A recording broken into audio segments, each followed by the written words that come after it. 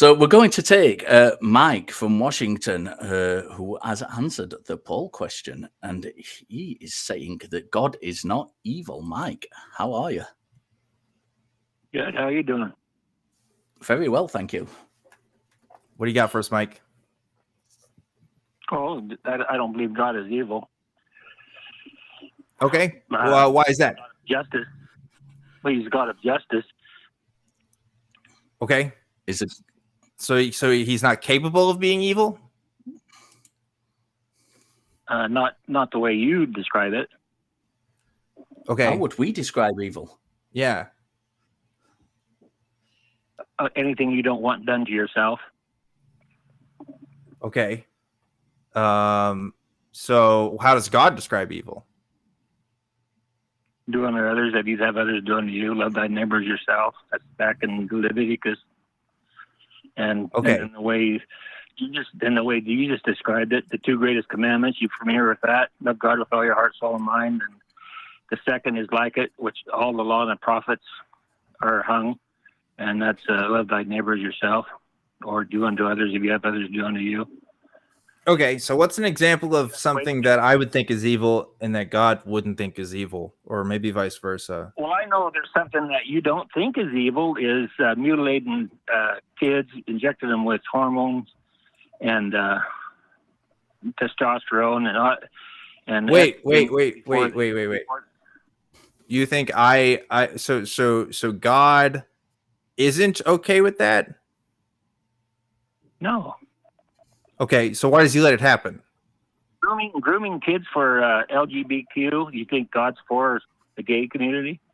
Well, what happens in hell? I mean, is it not torturous? Is it not even worse than what you just described? Like, is he not okay with? The end it's destroyed. The soul is destroyed. I don't know what scripture it is at the moment, but says, do not be afraid. So he kills people. Him who can kill the body. Just a second. Do not be afraid of him who can destroy the body, but be afraid of him who can destroy both body and soul in hell. So he kills people. Oh, he's not ever for any good reason.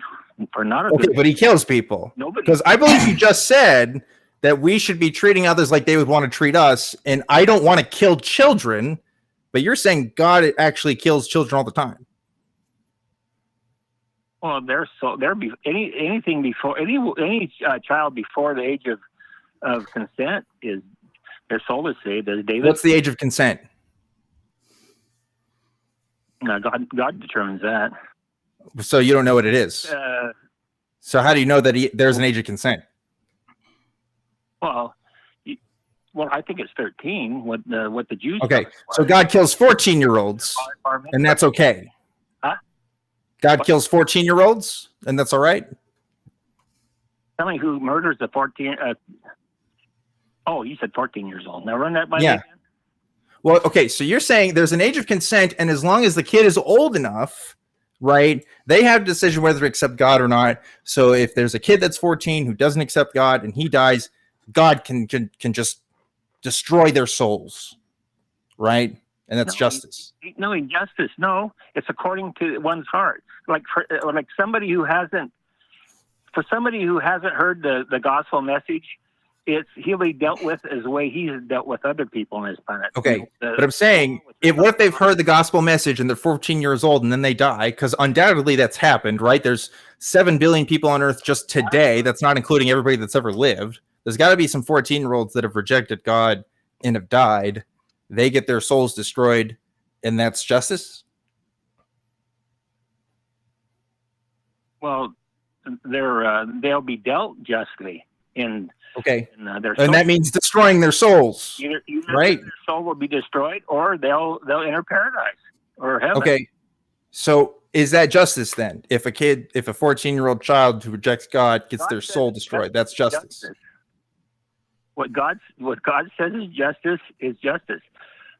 Okay, so it sounds like your sense of justice is just listen to me and do what I have to say as God of the universe, or else you get destroyed for all of eternity.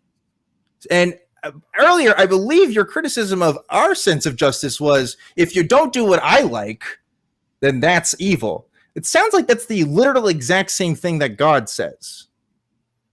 So what's the difference? Is it all right to make children before the age of consent? Yeah, that they can decide to have their breasts removed, puberty blockers, and all that stuff, and then make them pray for gay people. Do you think that's all right? You seem to be sticking to a very strange, narrow kind of margin subject when there's so much we could talk about. That is interesting. Earlier, I believe you said that evil was that which we would not want done to ourselves. Is that correct? Is that what you said? Yeah. Yeah. So, Mike, would you want your children and yourself to be slaughtered?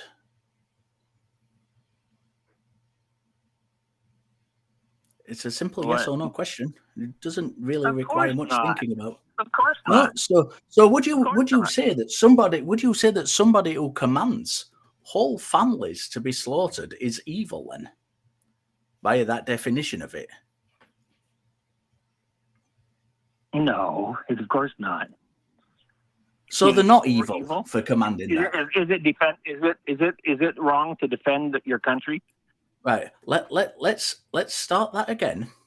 If somebody commands, I've not mentioned defending your country whatsoever. Would you say that slaughtering an entire people, whole sets of families, is evil? Men, women, and children, infants. Are you talking about Amorites? Right. Just answer the question, and we'll get to what we're talking about shortly. Well, I'm going to explain that from God's point of view. He said the reason why the Jews were wandering around for we're not. No, we're talking about your point of view, because you stated categorically, I seem to remember, and you seem to have just agreed with it, that evil is that which we would not want done to ourselves. Is that correct? Well, look, I would expect to be shot if I was going to rob somebody and they had a gun. Why is it so difficult to answer a very, very simple question, Mike? Mike, is evil that which we wouldn't want done to ourselves? No, that's too simple. No, it's not too simple. It is the definition you gave of evil earlier on in this very call. You now seem to be backtracking, and I'll tell you why you're backtracking. You're backtracking because you have realized at this point, Mike, I will mute you. I will use the mute button if you don't let me finish. Right. You're backtracking because you have realized that under your own definition, your God is evil. This is why you're now backtracking and you're saying it's not simple. If it's not that simple, you shouldn't have given that definition. Me and Dan didn't give you that definition. That's the one you offered to us. You said evil is that which we wouldn't want done to ourselves. That is the thing you stated. Right. So that is the case, because 2 minutes ago you said it wasn't. Yeah. Yeah. Then at least let me explain though. Elucidate here. You're running rings round you. I know. That's what I do. What? Mike. If God told you to kill somebody, right or wrong? Wrong. So if God tells you need to murder somebody, like that's wrong, categorically. He doesn't tell you to murder. He didn't tell me to murder anybody. Well, I mean, to murder anybody. Anybody who lives by the sword dies by the sword. Okay, yeah, but one, I mean, Richard's already made allusions to passages in the Old Testament, but even beyond that, why does God get to kill people? What's the difference? He's our creator, and he knows the heart of man. He knows. Look at. But doing unto others, you should do unto others what they should want unto you, right? Well, hey, would you kill Jeffrey Dahmer if you knew what his future was? Sir, the Midianites were not Jeffrey Dahmer. Also, do you know what the Midianites' crime was? The Midianites' crime. I didn't say you were. Listen, we're getting off topic. Mike, the Midianites' crime, sir, was worshipping other gods, Yeah. worshipping idols in the eyes of God. This means that God thought it just to murder them for that crime and their children. So in this world now, we have many millions of people who do not follow the God that you follow. They follow different gods and worship different gods. So by that very standard, it is just under that system for all of those people to be commanded by God to be gone out and murdered. Is that correct or not? No, it's not their God we're talking about. We're talking about the God of the Bible, the God of Abraham. I know we're talking about the God of the Bible. Huh? Our backup host is sat at the minute with his head in his hands, shaking his head in despair because of the knots you're tying yourself in. I'm going to let Dan take over for just a minute. Well, I'm more interested in this core idea of what's right and wrong, because if you have a God that violates this idea of right and wrong, I can't call him a just God, right? A just God, I think you would agree, or maybe you don't, tell me if you don't, is one that follows a core just set of principles, right? And it's the violation of said principles that we would call them unjust. I mean, would you agree that that's what would make a just God? Or do you think that there's something else there? Here's the difference. You aren't God. I'm not God. But God knows the man's heart, the man's thoughts. You don't. I don't. Okay. So what? The fact that he knows our hearts, what does that mean? How does that make him good? Satan presumably knows our thoughts and knows our hearts. That's why he tempts us to do things. Does that make him God? Does that make him just? He doesn't tempt us. He doesn't tempt anybody. Wait, what do you mean? It's your flesh. It's your flesh. What? Wait, what are you talking about? It's your choice. It's my choice. No, it's not my choice whether to go to heaven or hell, right? God decides that, right? He's literally judge. Yeah, but you don't want to. Okay, so it's not my choice. No, it's not my choice. You just said it's my choice, but it's not. It's literally God's choice. Yeah. Okay, so it's not my choice. So God can decide on a whim and just say, actually, you know what, Dan? You're going to hell. And you would say that's just. He doesn't have to give a reason, right? You would just say that's just. You're giving the one right now. You don't believe in him. You don't believe in his commandments, his judgments. Right. So I don't believe in his commandments, so I deserve to be eternally destroyed.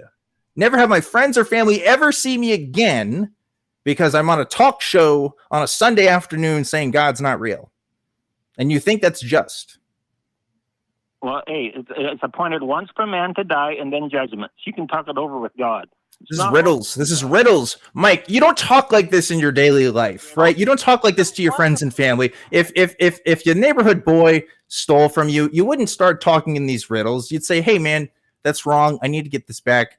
Because this is very simple. But for some reason, when it comes to the complete destruction of human beings for all of eternity, we have to go into these weird circles and talk in these weird riddles about what makes something right or wrong, because you know this is fucking wrong, Mike. You know it's wrong, right? It's wrong to just eternally destroy people for just acts of speech, right? I'm not Jeffrey Dahmer, Mike. I didn't fucking kill people. I'm just saying I don't think God is real, and for some reason that justifies either one, eternal torment, or two, eternal destruction. How the fuck does that make it right?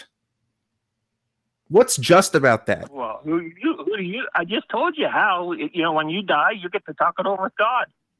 Yeah, because God says so, right? Because he's the fucking dictator of heaven, right? Well, okay. And we have to all hail the great dictator, Mike. Is that your reasoning? Just whatever the dictator says goes? He's a good father. Have you had a father figure? I do have a father, Mike. What about him? What's a good father like?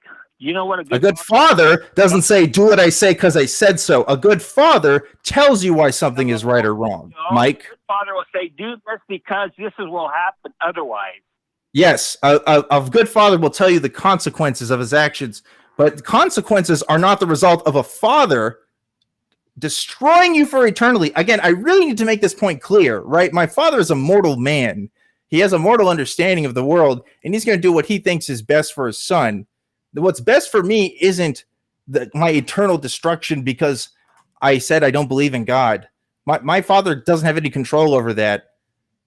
The God of heaven could easily say, oh, I'm here, actually. Here's good evidence for me to exist. And that'd be fine. I would say, okay, he exists. He could be an asshole, but at least he exists. There's a lot of people that are assholes and exist. But God doesn't do that, Mike. Because he's not real. I don't know what to tell you. Is the world a good place to live? Depends on if you're privileged enough to live in a first world country or not, for the most part. And even then, actually, that's not true. There's plenty of people that have great lives in places outside the first world. It depends on where you live and who you are and what race you are and what class you are born into. Basically, it's better for some people than others, unfortunately. Crawdad, you do crawdad good. What? You do crawdad good. What? What does that mean? I do crawdads good. What? Yeah. Anyway, I don't know what the fuck that means. Mike, here's the deal. Be a man about this. Ooh, I'm using the be a man card. Let's be a man about this. Do I deserve hell? Do I deserve eternal suffering? Yes or no? At the moment, you do. You can repent. Okay. And why is that? Because God says I do? No. What? Why do I deserve it? You not to steal, to treat others as you want to be treated. You think you should be able to rob 7-Elevens for your sustenance and put people out of work because you're too lazy to. You enjoy stealing. Why the fuck are we talking about stealing, Mike? I'm not stealing anything. I'm just talking about me. Just me, Objectively Dan, here talking to you. Society can't. You can't. If everybody decides to be a thief, society won't work. There's a reason why there's not murder. Talking in riddles. I don't know. And Richard, I'm kind of done with this conversation.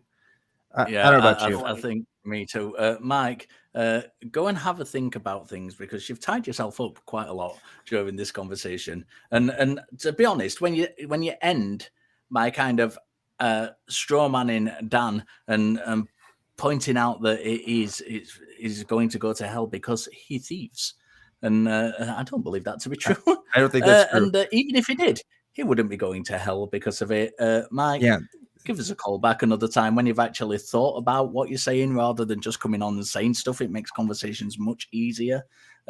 Mike had a tendency to tie himself up in riddles a little bit during that call. Yeah, but sorry, Richard. I did. Go on. I did kind of take over there. You know what? I do appreciate it because when I tell someone, hey, when I said be a man, what I really want to say is like, hey, tell me that I'm going to go to hell and that I deserve it. Because like 90% of the time, people will be wishy-washy about it. At least he says I deserve hell. Now, he said I deserve hell because I'm stealing or something. Honestly, I didn't really catch that part. But you know what? Like, that's the thing, right? The point with this is everyone has their own sense of justice, and their own sense of justice most of the time is in very much contradiction with God's sense of justice. And just pointing this out somehow really brings out that cognitive dissonance. We're so easy to say, oh, yes, all these people deserve hell and torment. And suddenly when you put a face on it and says, oh, so I should just go there like right now if I die, that's just suddenly it's like, oh, well, it's this kind of wishy-washy answer.